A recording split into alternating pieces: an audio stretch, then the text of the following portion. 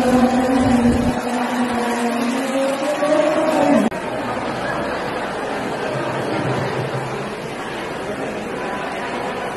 Pak Wali ini bisa bersama-sama dengan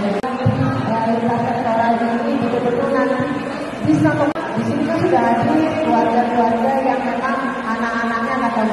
yang saya hormati dan yang kita banggakan sekaligus ucapan ribuan terima kasih ya, tambah syukur alhamdulillah kalau sudah hadir bisa beraktivitas lagi karena kami hormati juga di sini ada Kapolsek dan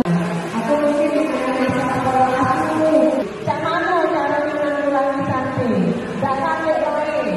adalah perbaikan gizi daripada anak-anak stunting itu sendiri.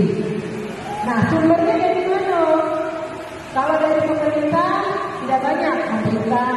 bantuan-bantuan makanan tambahan, mungkin ada susu, ada biskuit, tapi sepertinya bukan